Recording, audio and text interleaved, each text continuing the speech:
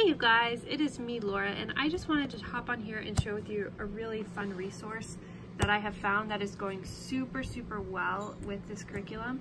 My kids love these books. They're the Grylls Adventure series, and currently this is all that's in the series. I don't know if there's more that's going to be added at some point or not. I got these from my Usborne book retailer. They're only like $4.99 each, I think. You can probably get them secondhand now. I got them when they first came out. In fact, when the first set came out, I was an Usborne book rep. I'm not anymore. I think you can get these elsewhere. I'm not sure, but that's how I got them. I'm not sure if they're available on Amazon. But these are super great books. One thing that I've noticed, it's really hard to find good science read alouds, and with this we are studying the different biomes that go with the different places we're visiting, and this is a really great way to kind of pull that in to the read alouds. And it's also good, especially if you're working with younger kids and exploring countries and cultures. As a reader, if you want your kids to read this independently, I would say this is really good for about 3rd, 4th grade level, maybe advanced 2nd grade level could probably do this, an advanced 2nd grader. But 3rd, 4th is probably about the sweet spot. But definitely 4th and 5th grade too, possibly. But let's see, does it say what age they're supposed to be for on here? No, it doesn't say.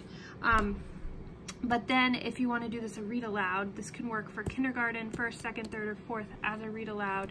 Your 5th grader might enjoy it as well. So 5th is kind of borderline with both of those. But I will show you what books I have, and oh, well, before I do that, the plot to all of them, there is an order that they go in, and it is better if you read it in that order, but you can totally read it out of order and it still works just fine. So each of these kids has some kind of something that they're overcoming, a character flaw or a fear or something like that, and there's a compass, a magical compass that is passed around, and when they least expect it, this compass takes them away to this place or situation where they learn to conquer their character flaw or their fear or whatever it is they're dealing with, and they learn through the extremes of the biome that they travel to, basically. And when they get there, Grylls is there to lead them, and then when they are transported back to their regular place and time, they now have these lessons that they have learned. So that's kind of the idea. There's not really a focus on magic. It doesn't talk about the fact that the compass is magic. It's just all of a sudden they're whisked away and don't know how they got there, and then they're back and they don't know how they got back. Similar to the idea of the imagination station in Adventures in Odyssey. So anyway, good character building books as well. But this is the Desert Adventure. We have read this one before. This one I have paired with reading right now as, again, for our Mexico unit. That's weeks 5 to 6, which is also about the desert, so this is perfect. And this one is about a girl conquering her fear of bugs, and creepy crawlies, so the desert's really a good place to do that. And there's a lot of information here that's super good, and my kids love it. This one is the Jungle Challenge, and we will be doing this in with our Brazil unit, which is when we're studying the jungle, the rainforest biome.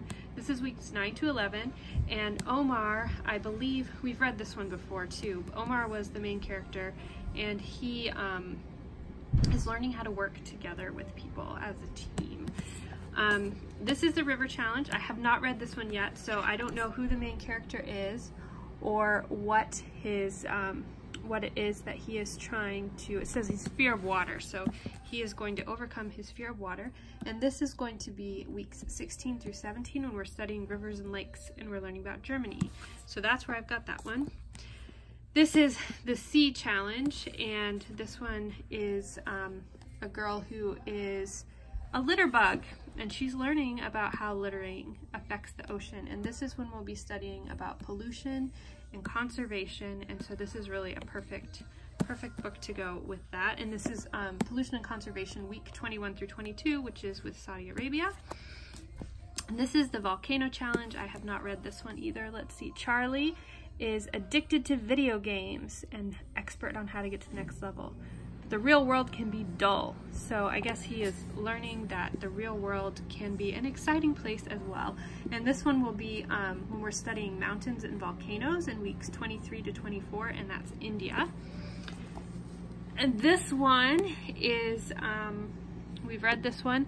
This one is the first one in the series, and it is Ollie, and he is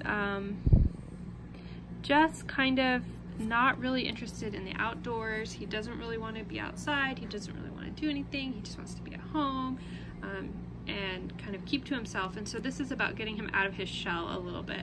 And this one we are doing when we're studying the Arctic and tundra, and that's weeks 29 through 30 in Russia. And the only one that hasn't really like easily found a spot on the thing is the earthquake challenge, which I'm eager to read this one. So we'll probably just throw it in there randomly somewhere, unless you guys have an idea of a great place to put this. But this is, she's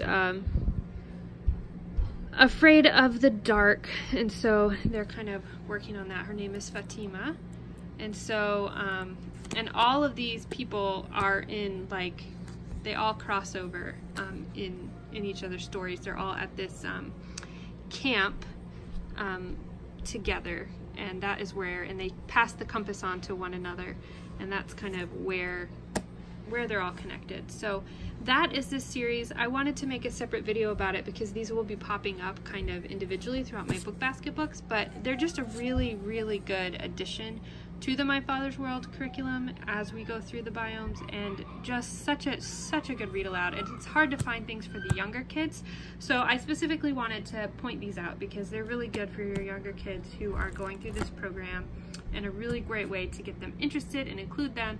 And because we're reading about the desert, before when we read this, they didn't know much about the desert. So there's a lot of things popping out, a lot of connections that they're making, and it's just really good. So I thought it was worth sharing with you guys. Let me know if you have any questions. Let me know if you have any ideas on where I should put the earthquake challenge. And let me know if any of you have read these with your kids and what you thought of them. And I hope that you guys have a great day. I'll talk to you later. Bye.